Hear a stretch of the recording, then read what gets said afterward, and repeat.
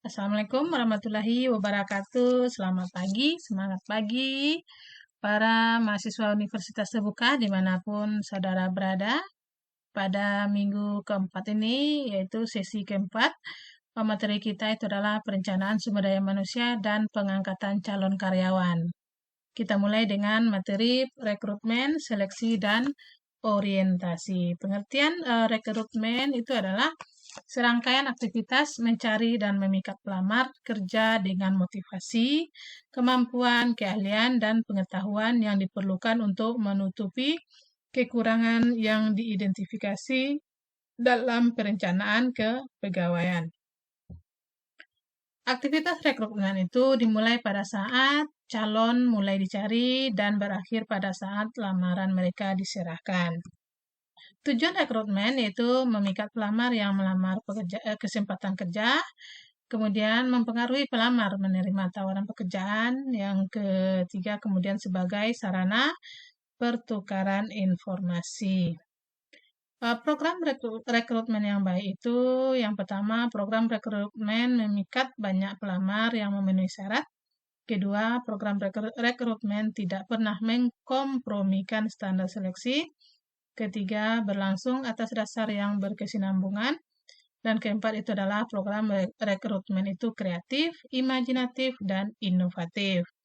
Sumber-sumber rekrutmen itu ada sumber internal, itu berkenaan dengan karyawan yang dimiliki organisasi. Yang kedua adalah sumber eksternal, yaitu individu yang saat ini tidak dikaryakan oleh organisasi atau yang berasal dari luar organisasi. Pilihan sumber itu kita melihat dari pertama ketersediaan orang yang berbobot dari kedua sumber, yang kedua kondisi perekonomian, yang ketiga rencana organisasi apakah bertambah, stabil dan menurun. Yang keempat itu adalah pilihan sumbernya itu adalah kita lihat dari biaya. Promosi dari sumber internal itu ada kelebihannya. Yang pertama, memberikan motivasi yang lebih besar untuk kinerja yang lebih baik. Yang kedua, memberikan kesempatan promosi yang lebih besar bagi karyawan sekarang. Kemudian, meningkatkan moral kerja karyawan dan loyalitas organisasional, memberikan kesempatan yang lebih baik untuk menilai kemampuannya, kemudian memungkinkan karyawan melaksanakan pekerjaan dengan waktu yang lebih baik. Kemudian kelemahan ada juga pada promosi dari sumber internal itu. Yang pertama, menciptakan pola pikir dan gagasan yang sempit. Kedua, menimbulkan perselisihan politis dan tekanan untuk bersaing. Yang ketiga, membutuhkan manajemen program pengembangan yang lebih baik. Kemudian pengangkatan dari sumber eksternal itu kelebihannya memberikan ide dan pandangan baru, memungkinkan karyawan untuk melakukan perubahan, dan tidak banyak merubah hierarki organisasi yang ada.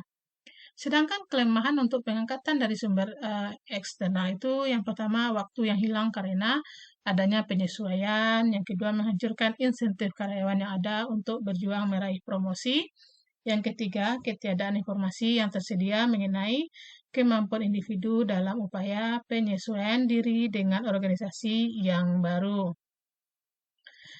Cara-cara penemuan orang yang direkrut, yang pertama kita lihat dari skill inventory atau persediaan keahlian, kedua job posting atau maklumat pekerjaan, yang ketiga referrals atau rekomendasi karyawan, yang keempat walks in dan write in.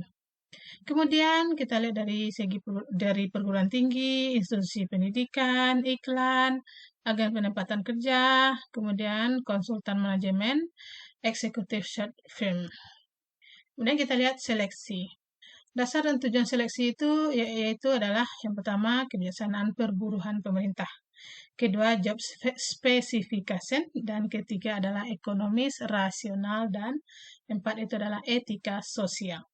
Tujuan seleksi penerimaan karyawan itu kita bisa melihat mencari atau memperoleh karyawan yang qualified dan potensial, jujur dan berdisiplin, yang cakap dengan penempatan yang tepat, yang terampil, bersemangat dalam bekerja dan bertanggung jawab, yang memenuhi syarat undang-undang perburuhan, karyawan yang dapat bekerja sama, dinamis, kreatif, inovatif, yang loyal dan berdedikasi tinggi dan bekerja secara mandiri.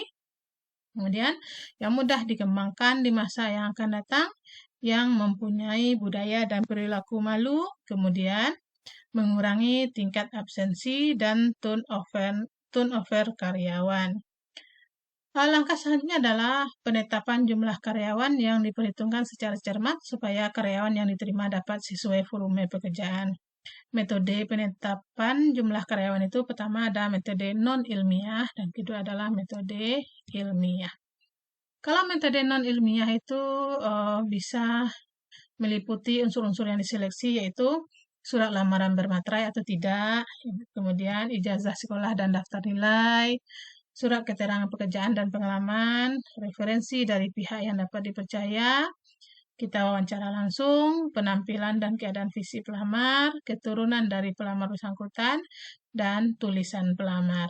Sedangkan cara seleksi berdasarkan ilmiah itu bisa kita laksanakan dengan cara yang pertama metode kerja yang jelas dan sistematis, berorientasi kepada prestasi kerja dan kebutuhan real karyawan, kemudian berdasarkan kepada job analisis dan ilmu sosial, dan kemudian berpedoman kepada undang-undang perburuhan.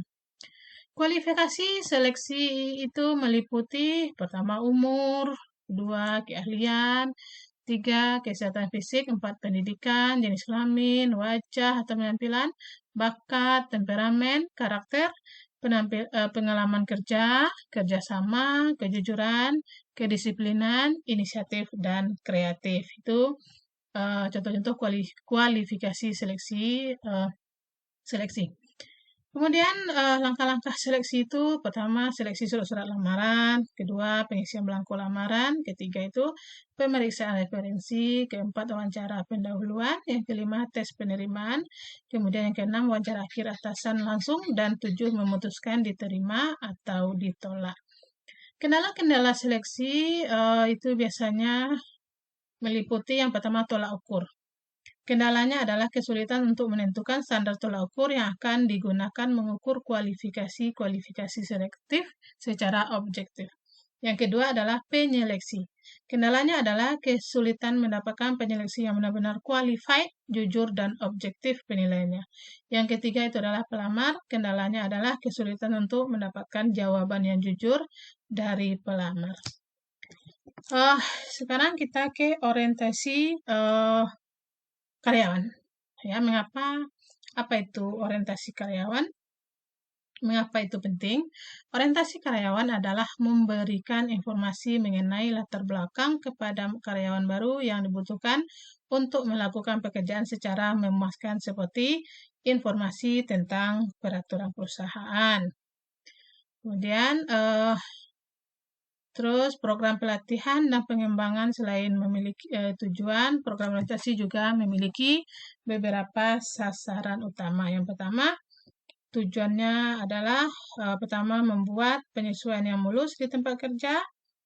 Kedua, mengurangi tingkat kegelisahan pada karyawan. Yang ketiga, mendorong sikap positif terhadap organisasi. Yang keempat, menjawab pertanyaan yang tidak tertangani pada saat perekrutan. Yang kelima itu adalah memperkuat dan menentukan ekspektasi kerja yang realitas. Itu tujuan dari orientasi.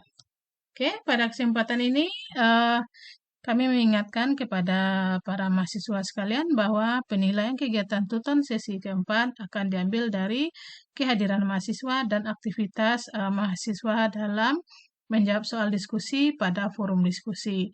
Untuk itu, agar saudara memperoleh nilai maksimal, mohon kehadiran saudara pada setiap diskusi dan aktif menjawab pertanyaan pada forum diskusi. Akhirnya, selamat mengikuti tutorial. Semoga kesuksesan dapat kita raih bersama.